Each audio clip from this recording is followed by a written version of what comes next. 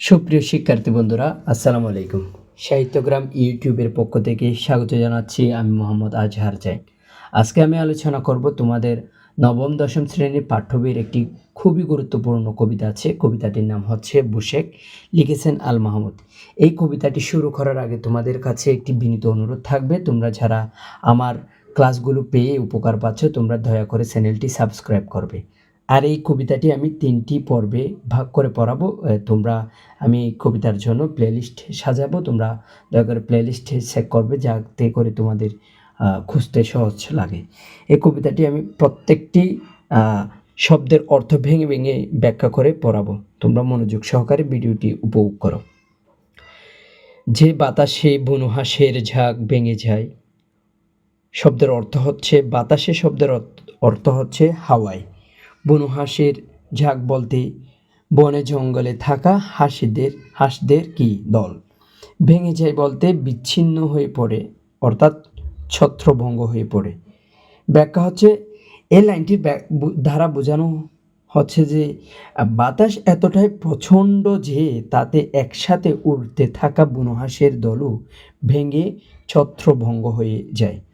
অর্থাৎ বাতাস যখন ভয়ঙ্কর হয়ে আসে, সব কিছুকে কী করে, ভেঙে ফেলে।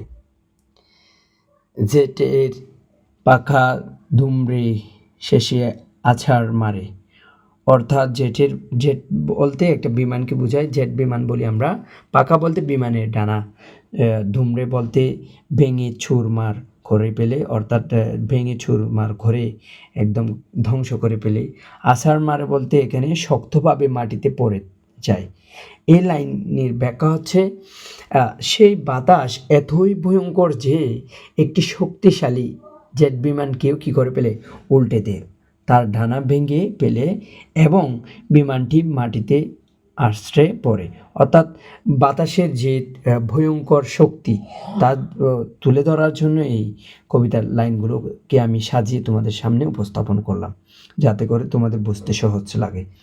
এরপর বলল, নদীর পানি শূন্যে তুলে দেই ছড়িয়ে। শব্দের অর্থ হচ্ছে, নদীর পানি বলতে তোমরা জানো নদীতে থাকা জল, শূন্যে তুলে দেই বলতে বাতাসে উড়িয়ে তুলি, ছড়িয়ে বলতে চারিদিকে ছিটিয়ে। ব্যাখ্যা হচ্ছে, সেই বাতাস এত জোরে বয় যে নদীর পানি পর্যন্ত তুলে নিয়ে বাতাসে ছড়িয়ে ফেলে দেয়। অর্থাৎ বাতাসের যে তীব্রতা, সেটা শক্তি, বাতাসের যে শক্তি, এটা তুলে ধরার জন্য কবি এই ব্যাখ্যাগুলো, এই উক্তিগুলি প্রদান করেছেন। নুয়ে দে টেলিগ্রাফের থামগুলোকে। নুয়ে দে বলতে নিচু করে ফেলে, অর্থাৎ বাঁকা করে ফেলে, অর্থাৎ একদম ধ্বংস করে ফেলে। টেলিগ্রাফের থাম বলতে লম্বা খুঁটি, আমরা জানি রাস্তার ধারে কারেন্টের যে তোমার লম্বা খুঁটিগুলো থাকে, এগুলোকে বুঝিয়েছেন, যেগুলো তারে সংযুক্তে। ব্যাখ্যা হচ্ছে, এমন ভয়াবহ ঝড়ের শক্তিতে লোহার বা কাঠের তৈরি টেলিগ্রাফের খুঁটিগুলো পর্যন্ত নুয়ে পড়ে বা ভেঙে যায়। অর্থাৎ বাতাস যখন ভয়ঙ্কর রূপ ধারণ করে, সব কিছুকে ভেঙে ফেলে, তোমার ধ্বংস করে ফেলে। সেই পবনের কাছে আমার এই মিনতি। অর্থাৎ পবন শব্দের অর্থ বাতাস, বাতাসের কাছে কবি মিনতি করবে। পবন শব্দের অর্থ বাতাস, মিনতি শব্দের অর্থ বিনীত প্রার্থনা বা অনুরোধ। এই লাইনের ব্যাখ্যা হচ্ছে, কবি যে ভয়ঙ্কর বাতাসগুলো সব কিছুকে ধ্বংস করে ফেলে, গরিবের থাকার ঘরগুলোকে ধ্বংস করে ফেলে, সব কিছু গাছপালা ভেঙে ফেলে, ওই বাতাসকে কবি অনুরোধ করতেছে যে কবি এখন সে ভয়ঙ্কর বাতাসের কাছে একটি মিনতি বা অনুরোধ জানাচ্ছে, যে এভাবে অনুরোধ করতেছে, তিষ্ট হাওয়া তিষ্ট মহাপ্রতাপশালী।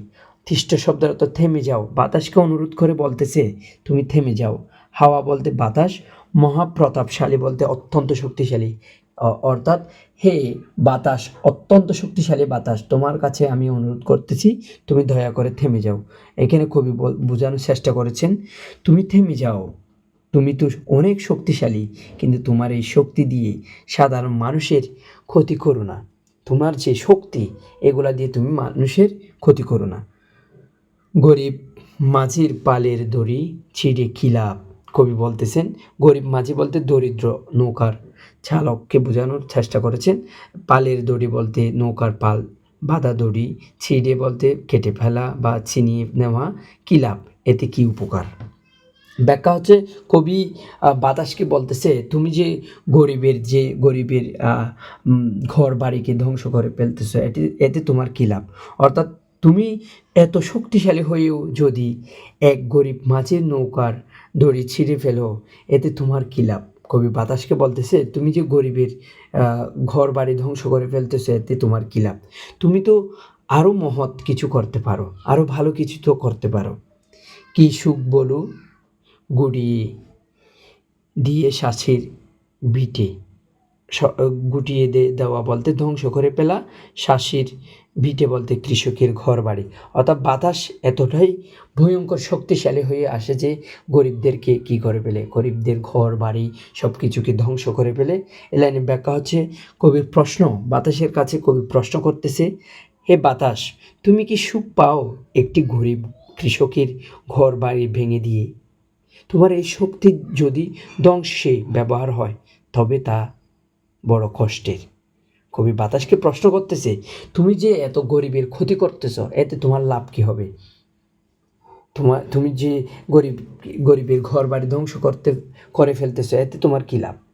মোট কথা হচ্ছে আমি যে লাইনগুলো পড়ালাম এই লাইনগুলোর ব্যাখ্যা হচ্ছে এই কবিতার দ্বারা কবি প্রাকৃতিক শক্তি বিশেষত হাওয়া বা বাতাসের ভয়াবহতা দেখিয়েছেন।